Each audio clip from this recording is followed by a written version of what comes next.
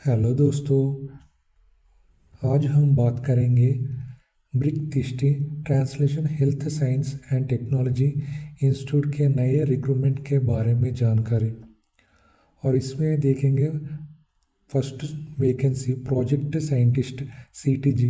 इसमें है एक ही पोस्ट है और इसका क्वालिफिकेशन है MBBS from a recognised university with 3 years of post qualification experience in academia industry in clinical research.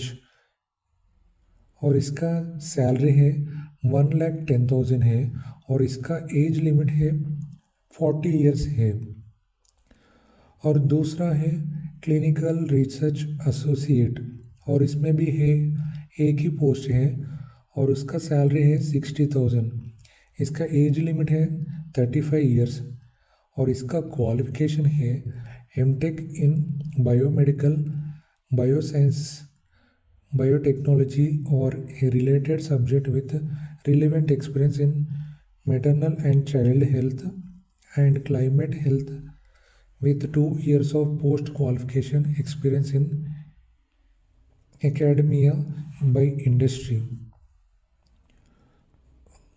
और इसमें तीसरा है फील्ड वर्कर और इसमें भी है एक ही पोस्ट है और इसका सैलरी है 26,000। इसका एज लिमिट है 50 years। इसका क्वालिफिकेशन है graduation in any branch of life sciences with at least 1 year of post qualification experience। और इसको भी experience in clinical research, well versed with good clinical practice, valid driver's licence, own convenience, 2-wheeler, previous experience with biospecimen collection, previous experience with breastfeeding counseling।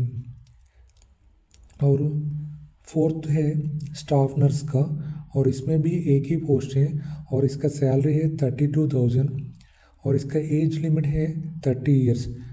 इसका qualification है GNM from a recognised university with 2 years of post qualification experience in a hospital और B Sc nursing from recognised hospital.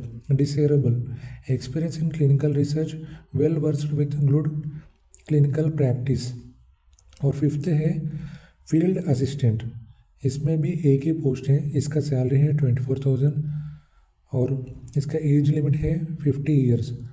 इसका qualification है standard 12th with valid driving licence चाहिए और desirable experience in clinical research in domain, 2-wheeler with valid registration certificate चाहिए। और sixth है lab कम office assistant. इसमें भी एक ही पोस्ट है और इसका सैलरी है 25,000 और इसका एज लिमिट है 50 years। इसका क्वालिफिकेशन है graduation in any discipline from a recognised university.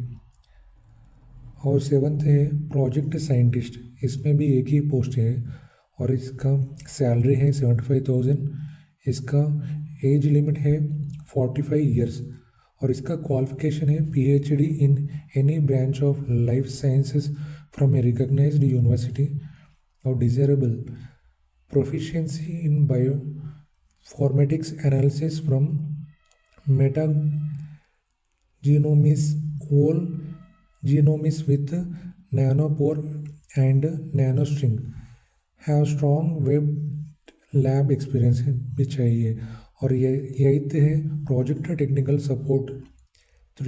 3 post है इसमें। इसका सैलरी है 37,500। इसका एज लिमिट है 35 years और इसका क्वालिफिकेशन है M Sc M Tech in any branch of life sciences from a recognised university और B Sc B Tech in any branch of life sciences from a recognised university with 2 years of post qualification experience. Desirable proficiency in bioinformatics analysis of metagenomics, whole genomes with nanopore and nanostring, have strong wet lab experience। इसका last online application date है 31 March 2025। और इसमें नीचे देखेंगे how to apply है mention है इन above कैसे apply करना है ये सब देखो, और जनरल टर्म्स एंड कंडीशंस भी एक बार देखो। उसमें है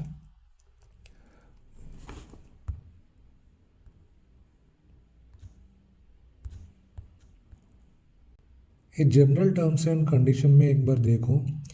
ये सब नोटिफिकेशन शॉर्ट टर्म के लिए है और एक्सटेंशन भी करेंगे है अच्छा परफॉर्मेंस करे तो, लेकिन रेगुलरेशन इसमें नहीं करता।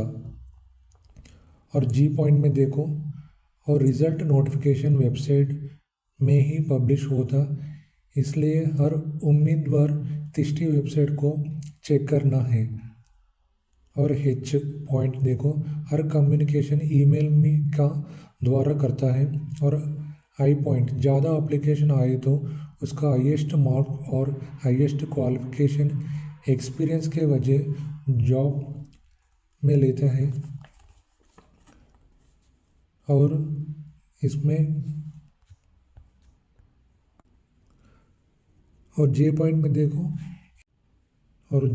देखो, ये जो post interview written test skill test के वजह चेंज होता है। और आई पॉइंट में कोई भी गलत जानकारी प्रचार करे तो डिस्क्वालीफाई करता है। ये जॉब एप्लीकेशन के लिए कैसे अप्लाई करना, ये सब इनका वेबसाइट में ऑनलाइन में अप्लाई करना पड़ता है। और इसके लिए SC ST वुमेन PWBD के लिए 118 पे करना पड़ता, और unreserved OBC and EWS candidate तो 236 रुपीज़ पे करना पड़ता। और इसके लिए ये देखो, documents to be kept handy before filling of the online application. कौन सा डॉक्यूमेंट्स, कौन सा सर्टिफिकेट चाहिए, और वो सब हमारे पास रखना पड़ता।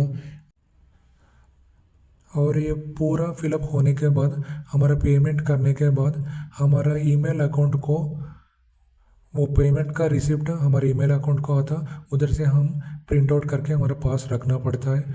और इसके लिए मैं दूसरा वीडियो बनाया कैसे अप्लाई करना, वो भी